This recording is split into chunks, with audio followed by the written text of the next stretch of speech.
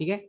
सो इस चैप्टर में हम लोग इसे स्टार्ट करते हैं, और इस चैप्टर का सबसे पहला जो टॉपिक है, ठीक है, सबसे पहला टॉपिक जैसा कि इसके हेडिंग में ही लिखा हुआ था, डेटा बेस। Data base. सो डेटाबेस लिखा हुआ था, है ना। तो डेटाबेस लिखा हुआ है, तो इसमें सबसे पहले हम लोग को ये समझना है कि डेटाबेस का जो ये सबसे पहले ये सब आपको पता होना चाहिए कि व्हाट इज डेटा। ठीक है, डेटा क्या होता है, तो पहले जानते हैं इसे डेटा क्या होता है। तो देखो, डेटा क्या होता है कि किसी व्यक्ति, वस्तु या समूह के विषय में किसी तथ्य अथवा सूचना को क्या कहते हैं, डेटा कहते हैं।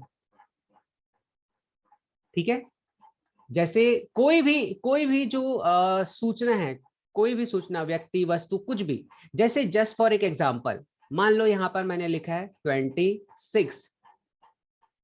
ठीक है, यहाँ पे क्या है 26। सो 26 ये एक नंबर है ना। तो इसी को क्या बोलते हैं, आपका डेटा। ठीक है, जैसे जस्ट फॉर एग्जांपल मैंने यहाँ पे एक और लिख दिया, मैंने लिख दिया जैसे मैंने लिख दिया नोबिता। ठीक है, बहुत ही एक कैरेक्टर है ये कार्टून का, तो नोबिता। ठीक, तो मैंने यहाँ पे 26 लिख दिया और नोबिता लिख दिया। ठीक है, तो किसी का नाम या कोई भी नंबर, कुछ भी, ये सारे जो होते हैं ये क्या कहलाते हैं, आपके डेटा कहलाते हैं। ठीक, अब हम लोग देखते हैं कि इंफॉर्मेशन क्या कहलाता है। ठीक है, कि व्हाट इज इंफॉर्मेशन।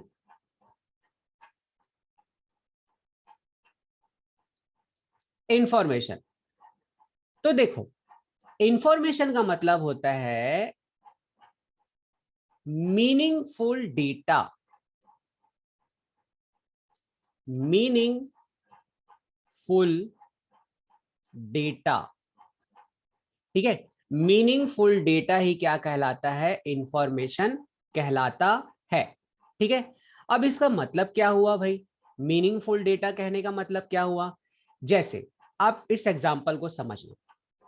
जैसे मैंने यहां पे क्या लिखा है 26।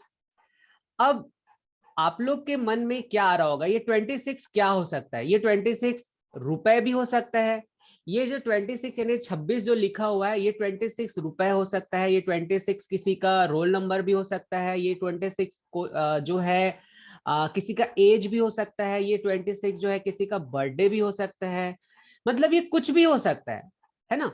तो यहां पर हम लोग सिर्फ 26 लिखने से क्या पता चल रहा है, कुछ नहीं, सिर्फ ये पता चल रहा है कि ये एक नंबर है, यानी कि क्या है, ये डाटा है।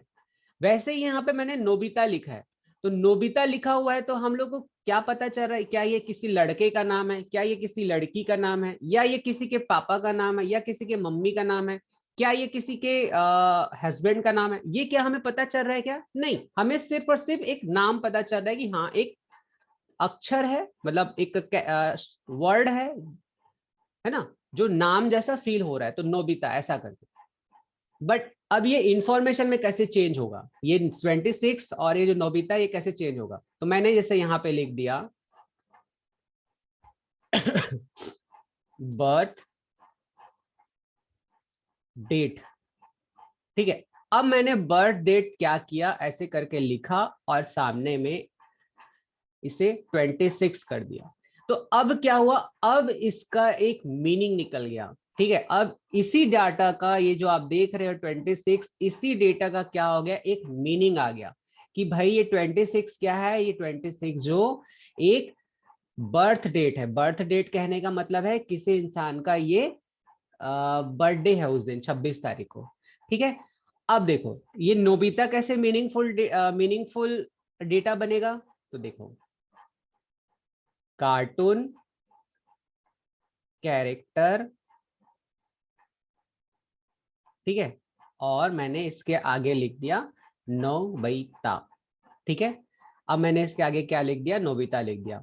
तो इसका अब देखो, यही नोबिता जो हम लोग को अभी क्या था, ये समझ में नहीं आ रहा था, या ये पता नहीं चल पा रहा था कि ये नोबिता क्या है, नोबिता क्या किसी का नाम है, या किसी के पेरेंट्स का नाम है, किसका नाम है, हमें नहीं पता था, सिर्फ नाम था पता।